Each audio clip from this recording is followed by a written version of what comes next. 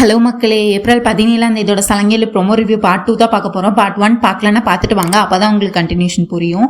இங்கே சரச்சந்திரா ஃபேமிலி எல்லாம் நின்றுட்டு இருக்காங்க. பண்டிதர் ககன் ஃபேமிலிக்கு தான் இன்னைக்கு முதல் உரிமை, அவங்க முதல்ல பதிவு பண்ணியிருக்காங்க கோவிலில் அப்படிங்கிற மாதிரி சொல்கிறாங்க. இதை கேட்டோன்னா அப்புறம் கத்திட்டு இருக்காங்க, சண்டை போட்டுட்டு இருக்காங்க. நாங்கள் அவங்கள விட 4 மடங்கு பெரியவங்க, 4 மடங்கு எங்ககிட்ட வசதி இருக்குது, சொத்து இருக்குது அவங்கள ககன் ஃபேமிலியை விட, அப்போ நீங்கள் எங்களுக்கு தான் முதல் உரிமை கொடுக்கணும் அப்படின்னு சொல்லிட்டு நாங்கள் இந்த இதில் எவ்வளோ பெரிய ஆளுன்னு உங்களுக்கு தெரியாதா அப்படின்னு சொல்லி சண்டை போட்டுட்டு இருக்காங்க பண்டிதர்கிட்ட.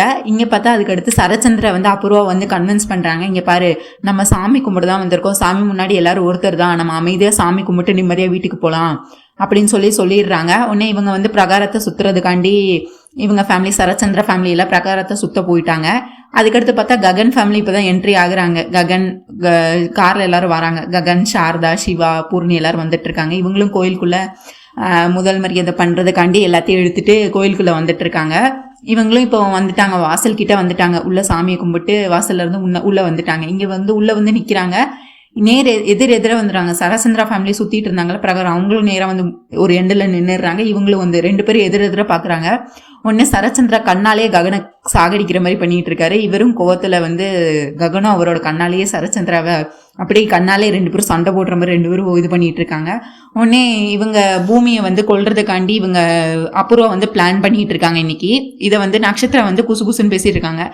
அபூர்வாவும் நட்சத்திராவும், பாருங்க மம்மி, எங்க போனாலும் நின்றுடுறா ஆளா, இவளை பார்த்தாலே எனக்கு எரிச்சலா இருக்கு, இவ மூஞ்ச பார்க்கவே எனக்கு பிடிக்கல அப்படின்னு சொல்லிட்டு பூமியை திட்டிட்டு இருக்காங்க. அது நான் தான் ககன் மாமா பக்கத்துல நிக்க வேண்டியது, அவ நிக்கிறா அப்படின்னு சொல்லி கோவப்பட்டு இருக்காங்க. அபூர்வா நட்சத்திரா கிட்ட சொல்றாங்க, இன்னைக்கு பூமிக்கு போக வேண்டிய நாள் வந்தாச்சு, இன்னைக்கு கண்டிப்பா அவ செத்துருவா அப்படின்னு சொல்லிடுறாங்க. உடனே நட்சத்திரா ஹாப்பி ஆயிடுறாங்க. இப்போ பிரகாரத்தை ஃபர்ஸ்ட் சரச்சந்திரா ஃபேமிலி சுத்திட்டு இருக்காங்க. அதுக்கு பின்னாடியே கொஞ்சம் கேப்ல ககன், பூமி, சாரதா, பூர்ணி எல்லாரும் வந்துட்டு இருக்காங்க. உடனே அபூர்வா அந்த இளநீர் பறிக்க வர கண்ணை காட்டுறாங்க. இவங்க தான் அபூர்வா செட் பண்ண ஆளு பூமியை கொள்றதுக்காண்டி. அவரும் மண்டைய ஆட்டுறாரு. யாருன்னு கேட்கிறாரு. இவங்க அபூர்வா அவங்க கண்ணாலே காட்டுறாங்க, அந்த பூமியை தான் கொல்லணும் அப்படின்னு சொல்லிட்டு. முடிச்சிரு அப்படின்னு சொல்லிட்டு கண்ணாலேயே இந்த அபூர்வா அந்த இளநீர் வெட்டி கொடுக்குறவங்க கிட்ட பேசிட்டு இருக்காங்க. இதை ஃபுல்லா சரி பார்த்துடுறாரு. அபூர்வாத்தை என்ன பண்ணிட்டு இருக்காங்க அப்படின்னு சொல்லிட்டு. அப்புறம் பார்த்தா அவனும் கரெக்டா அருவாள் எடுத்து வீசுறான். பூமி கிட்ட அருவாள் எடுத்து வீசுறான். கரெக்டா இந்த நேரத்துல பூமி கிட்ட வர கழுத்துக்கிட்ட வர போயிருச்சு. அந்த நேரம் பார்க்க ககனோட வஸ்திரம் கீழே விழுது. அதை பூமி எடுத்து கொடுக்கும்போது அது அவளை தாண்டி பின்னாடி போய் விழுந்தது. ஜஸ்ட் மிஸ்ல தப்பிச்சிடுவா. உடனே அபூர்வா பார்த்துட்டு சே அப்படின்னு சொல்லுவா. நட்சத்திர பார்த்து சி அப்படின்னு சொல்லிவா, தப்பிச்சிட்டாளே அப்படின்னு சொல்லிட்டு இருப்பாங்க. சரி எல்லாத்தையுமே பார்த்துருவான். சரிக்கு இது நான் சும்மா விட மாட்டேன், என்ன பண்றேன்னு மட்டும் பாரு அப்படின்னு சொல்லிட்டு சரச்சந்திரா ஃபேமிலி எல்லாம் போயிடுவாங்க. ககன் ஃபேமிலி எல்லாம் போயிடுவாரு. இவர் சரி போய் அந்த இளநீர் பறிக்க போய் அடி செவுட்லேயே 2 அடி கொடுத்து, ஏய் நீ எதுக்கு, என் அத்தை சொல்லிதானே இதெல்லாம் நீ பண்ண, நீ எதுக்கு பூமியை கொல்ல பார்த்த, எதுக்கு நீ பூமி மேல அருவாளை வீசின அப்படின்னு கேட்பாங்க. உடனே அதுக்கடுத்து உண்மையை சொல்லுடா, உண்மையை சொல்லு அப்படிமா. எனக்கு பூமின்னா யாருமே தெரியாது, நான் யாரு மாதிரியும் அருவாளெல்லாம் வீசல, தெரியாம தான் விழுந்துச்சு அப்படிங்கிற மாதிரி அவன் சொல்லிட்டு இருப்பான். உடனே அதுக்கடுத்து போய் சொல்லாதடா, உனக்கு எவ்வளவு காசு தரேன்னு சொன்னாங்க என் அத்தை, அதை விட நான் நிறையவே கொடுக்குறேன், உண்மையை சொல்லு அப்படின்னு சொல்றாங்க. உடனே அவன் சரிக்கிட்ட உண்மையை சொல்லிடுவான். எனக்கு 10 லட்சம் தரேன்னு சொன்னாங்க அந்த பூமியை கொல்றதுக்கு அப்படின்னு சொல்லுவான். சரி நீ இந்த உண்மையை என் மாமா கிட்ட சொன்னா நான் அதை விட அதிகமா உனக்கு தரேன் அப்படின்னு சொல்லுவாங்க. அப்படின்னு சொல்லி அவனை தரன்னு இழுத்துட்டு வருவாங்க சரச்சந்திரா கிட்ட. மாமா நான் உங்ககிட்ட ஒரு உண்மையை சொல்லணும் அப்படின்னு சொல்லுவார். யாரா இவர் எதுக்கிட்ட நீங்க கூட்டு வந்த அப்படின்னு சரச்சந்திரா கேட்டுட்டு இருப்பாரு.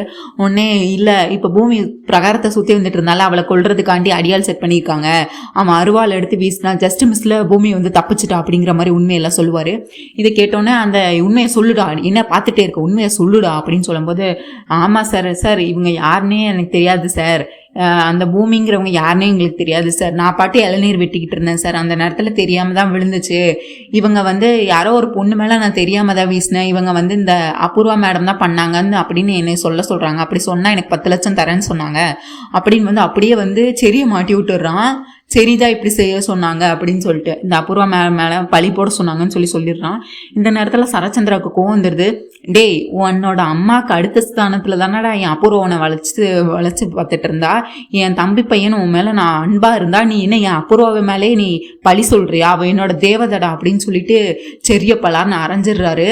உடனே அதுக்கடுத்து சாரி சார் நான் தெரியாம தான் பண்ணேன்னு சொல்லிட்டு அவன் ஒரு பக்கம் போயிருந்தான். சரிக்கு கடைசியாக பேக் ஃபயர் ஆயிடுது இது. அதுக்கடுத்து நட்சத்திரா திருப்பி நட்சத்திரா தப்பிச்சால அப்படின்னு சொல்லிட்டு அவங்க இது பண்ணிட்டு இருக்காங்க. இங்க அபூர்வா வந்து திருப்பி அதுக்கு அடுத்து ஒரு நாடகத்தை போடுறாங்க.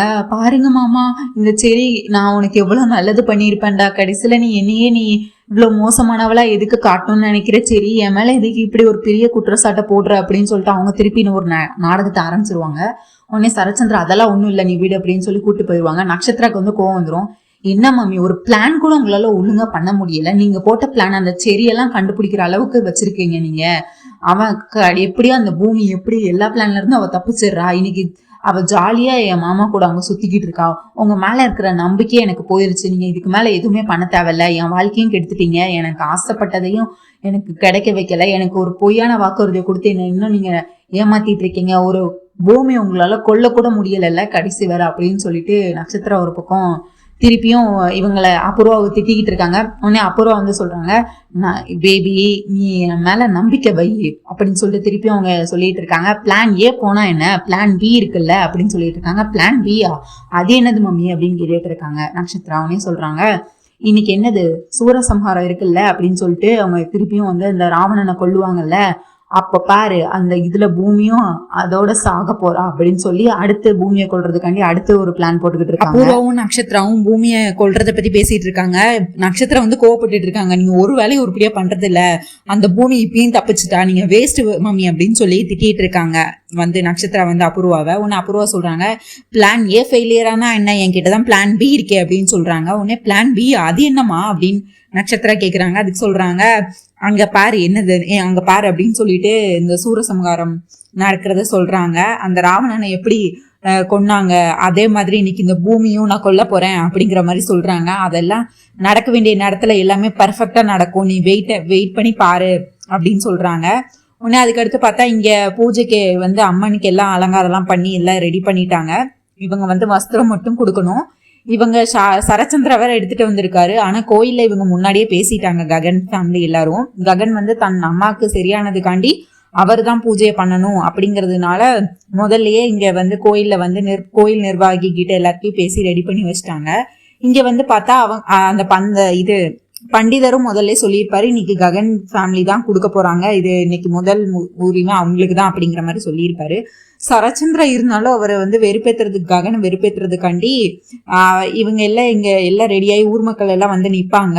சரச்சந்திரா எல்லாரும் முன்னாடியும் போயிட்டு அந்த வஸ்திரம் இருக்கிற தாம்பலத்தை போய் கொடுத்துருவாங்க. ஆனா அந்த பண்டிதர் வந்து வாங்க மாட்டாரு, அபூர்வா வந்து கையில வச்சிருப்பாங்க, வாங்க மாட்டாங்க.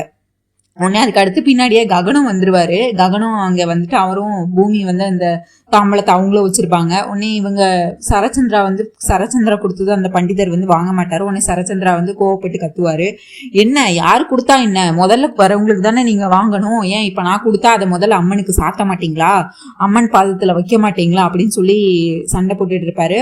உடனே அதுக்கடுத்து அந்த பண்டிதர் சொல்லுவாரு, நான் தான் உங்ககிட்ட முதல்ல சொன்னேன்ல சார், இன்னைக்கு ககன் ஃபேமிலி தான் பண்றாங்க, அவங்க இதைதான் இன்னைக்கு முதல்ல வைக்கணும் அப்படின்னு சொல்லிட்டு. அவன் என்ன என் கூட ஸ்டேட்டஸ்ல அவன் ஈக்குவலா வருவானா, இல்ல எதுக்கு தான் அவன் ஈக்குவலா வருவான், அவன் எல்லாம் ஒரு ஆளா அப்படிங்கிற மாதிரி சரச்சந்திரா திரும்ப கோபப்பட்டு இருக்காரு. நான் தான் இங்க பெரியவன், எனக்கு தான் இங்க மரியாதை கிடைக்கணும் அப்படின்னு சொல்லிட்டு அவங்க ஒரு பக்கம் கோபப்பட்டு இருக்காங்க. அதுக்கடுத்து ககனம் வந்துடுறாரு. உடனே ககனம் வந்துடுறாரு. இவர் எல்லாம் பேசுறதெல்லாம் ககனம் பார்த்து அவருக்கும் கோவம் வருது ககனுக்கும். இப்ப என்ன, நான் தான் முதல்ல சாத்தணும், அதுக்கு என்ன ₹1,00,000 ஆனாலும் பரவாயில்ல, நான் ₹1,00,000 கொடுக்குறேன் அப்படின்னு சொல்லிட்டு ₹1,00,000 கொடுக்குறேன், இப்ப என் கூட தான் சாத்துறீங்களா அப்படின்னு சொல்றாரு. உடனே ககன் அங்க இருந்து 2,00,000 நான் கொடுக்குறேன், என்னோடதுதான் நீங்க கொடுக்க அம்மன் பாதத்துல வைக்கணும் அப்படின்னு சொல்லிட்டு அவரு நான் 2,00,000 கொடுக்குறேன் அப்படின்னு சொல்றாரு. உடனே சரச்சந்திரா நான் 3,00,000 அப்படிங்கிறாரு. உடனே ககன் நான் 4,00,000 அப்படிங்கிறாங்க. உடனே சரச்சந்திரா நான் 5,00,000 அப்படிங்கிறாங்க. உடனே ககன் நான் 10,00,000 கொடுக்குறேன் அப்படின்னு சொல்றாரு. உடனே எல்லாருமே அங்க இருக்கிறவங்க எல்லாருமே ஷாக் ஆயிடுறாங்க. அதுக்கடுத்து நிறுத்தல சரச்சந்திரா, நான் 50,00,000 கொடுக்குறேன் அப்படின்னு சரச்சந்திரா சொல்றாரு அந்த பண்டிதர் அங்க ஊர் மக்கள் எல்லாத்துக்கிட்டையும்.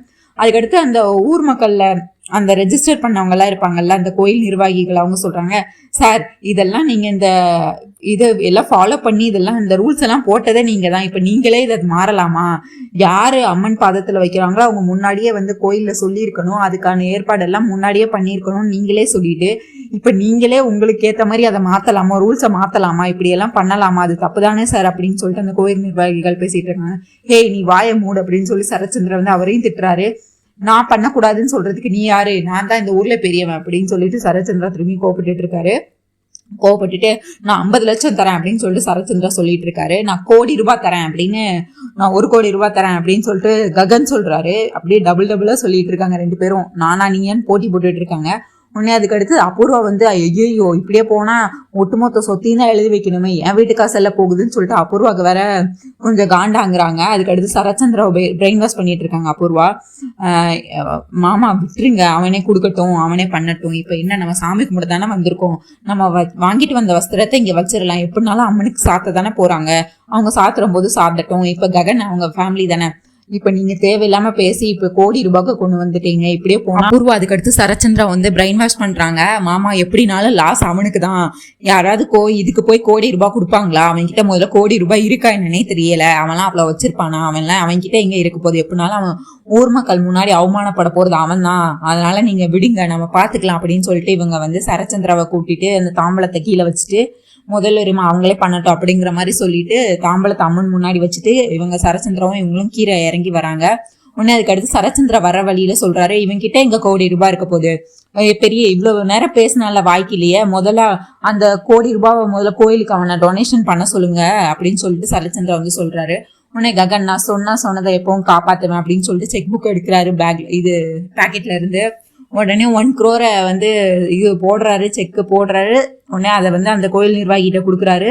உடனே சரத்சந்திரா சொல்றாரு, உனக்கு தாண்டா லாஸு, கோடி ரூபாவை போய் யாராவது கோயிலுக்கு கொடுப்பாங்களா, இவ்வளோ ரூபாய் கொடுப்பாங்களா அப்படின்னு சொல்லிட்டு அவர் வந்து பேசுறாரு. உடனே ககன் வந்து சொல்றாரு, யாரு, எனக்கு பணம்லாம் ஒரு விஷயமே கிடையாது, எனக்கு என் அம்மாவோட சந்தோஷம் தான் முக்கியம், எனக்கு என் அம்மாவை நான் இன்னைக்கு பெருமைப்படுத்தணும்னு நினைச்சேன், இந்த இடத்துல என் அம்மாவுக்கு நான் வாக்குறுதி கொடுத்துருந்தேன், என் அம்மாக்காக என் கடைசி மூச்சு இருக்கிற வரை என்கிட்ட இருக்கிற எல்லாத்தையுமே நான் என் அம்மாக்காக கொடுப்பேன் அப்படின்னு சொல்லி வந்து அவர் பெரிய எக்ஸ்பிளனேஷன் கொடுக்குறாரு. என் அம்மாக்காக நான் எதை வேணா பண்ணுவேன் அப்படின்னு சொல்லிட்டு. பணத்தாசை பிடிச்சவங்களுக்கு தான் பணம் அலைவாங்க, எனக்கு என் அம்மா தான் முக்கியம், என் அம்மா தான் எனக்கு உயிர் அப்படின்னு சொல்லி இவர் வந்து அந்த ககன் கிட்ட சொல்லுவாரு. உடனே நீ என்னையே எதிர்த்து பேசுறியா, என்னையே பேசுறியா அப்படின்னு சொல்லி சரத்சந்திரா கோபப்படுவாரு.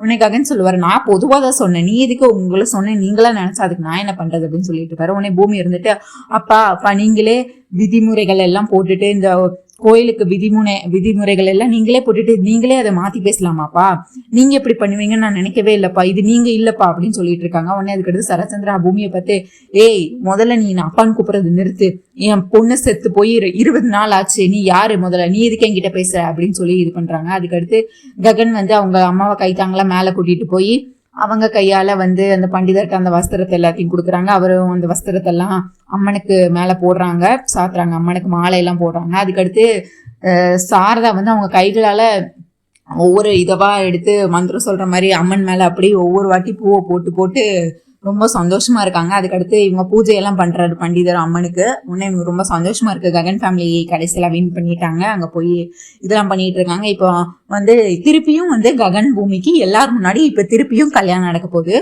அது வந்து இவங்க சாரதா என்ன பண்ணியிருப்பாங்கன்னா, இவங்க பூவெல்லாம் போட்டுட்டு இருப்பாங்க. அப்போ வந்து பூமி வந்து கேட்பாங்க, அத்தை இன்னைக்கு எனக்கு மாமா கையால தாலி கட்ட வைக்கிறீங்கன்னு சொன்னீங்க, எப்படி அத்தை நடக்குமா அத்தை அப்படின்னு கேட்பாங்க. உடனே அதெல்லாம் நான் பாத்துக்கிறேன், நடக்கும், நீ எதுக்கும் கவலைப்படாத அப்படின்னு சொல்லிட்டு இருப்பாங்க. உடனே அதுக்கடுத்து பண்டிதர் கேட்பாரு, அம்மா தாம்பலத்துல என்னமா தாலி இருக்கு அப்படின்னு கேட்பாங்க. அது வேற ஒண்ணும் இல்ல, தாலியா அப்படின்னு சொல்லிட்டு ககன் வந்து பதறிடுவான். பதறிட்டு தாலியா, அம்மா தாலி எதுக்குமா அப்படின்னு சொல்லி கேட்பான். நீ பூமி கழுத்துல கட்டணும் அப்படின்னு சொல்லுவாங்க.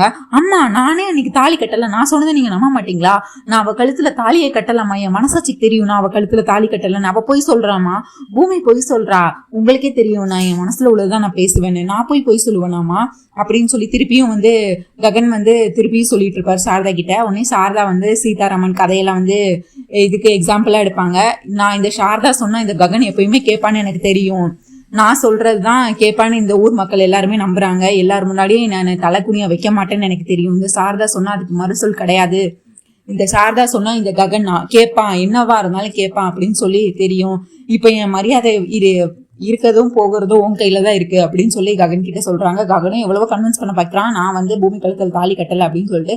அதுக்கடுத்து எமோஷனலா வந்து ககனை லாக் பண்றாங்க சாரதா. கடைசியில சரிம்மா நான் கட்டுறேன், தாலி கட்டுறேன் அப்படின்னு சொல்லிடுறாரு. உடனே அதுக்கடுத்து இவர் சரி அந்த இடத்துல இருந்துட்டு ஹாப்பி ஆயிடுவாரு. கலியுகத்துல சீதாராமன் கல்யாணம் நடக்க போது எல்லாரும் இதுக்கு வாழ்த்து பண்ணுங்க அப்படின்னு சொல்லிட்டு போட்டோ எடுத்துட்டு இது போட்டோல எடுக்கிறதுக்கு வந்து போன் எல்லாம் ஆன் பண்ணி வச்சிருவாரு. பூர்ணி வந்து எப்படியோ நான் என் அண்ணன் கல்யாணத்தை பார்க்கலன்னு நினைச்சேன், இப்போ எல்லாரும் முன்னாடியே என் அண்ணன் கல்யாணம் பண்ண போறேன், என் அண்ணனை எல்லாரும் ஆசீர்வாதம் பண்ணுங்க அப்படின்னு சொல்லிட்டு அவங்களும் எல்லா பக்கமும் போய் அச்சதை எல்லாத்தையும் பூ எல்லாத்தையும் கொடுத்துருவாங்க. இங்க சரச்சந்திரா, அபூர்வா, நக்ஷத்ரா, சரி எல்லாரும் இருக்காங்க, ஊர் மக்கள் இருக்காங்க. இவங்க முன்னிலையில திரும்பியும் வந்து ககன் வந்து பூமி கழுத்துல வந்து தாலி கட்டிடுறாங்க. இப்போ வந்து மனப்பூர்வமாவே அவங்க 2 பேரும் புருஷன் முன்னாடி ஆயிட்டாங்க. இப்ப ககன் வந்து இனிமேல் பொய்யே சொல்ல முடியாது. ஒரு வழியா ககன் பூமி கல்யாணம் வந்து எல்லார் முன்னிலையிலும் நடந்துருச்சு. இது வந்து எல்லாருக்கும் இவ்வளவு பிடிச்சிருக்குன்னு சொல்லிட்டு நீங்க கமெண்ட்ஸ்ல சொல்லுங்க. ஒரு வழியா சரச்சந்திரா, அபூர்வா அவங்களும் இருக்காங்க பூமி ஃபேமிலிக்கு, இவங்க ககன் ஃபேமிலிக்கு பூர்ணி, சிவா எல்லாருமே இருக்கிறாங்க. எல்லாரும் முன்னாலேயும் ககன் வந்து இப்ப தாலி கட்டியாச்சு பூமி கழுத்துல. இனிமேல் மனப்பூர்வமாவே அவங்க 2 பேரும் வந்து இனிமேல் மனப்பூர்வமாவே ககன் வந்து பூமியை ஏத்துக்கிட்டு தான் ஆகணும், வேற வழியே இல்லை. இப்போ வந்து ககன் பூமி ஃபேன்ஸ் எல்லாருமே ஹாப்பியா இருப்பீங்க.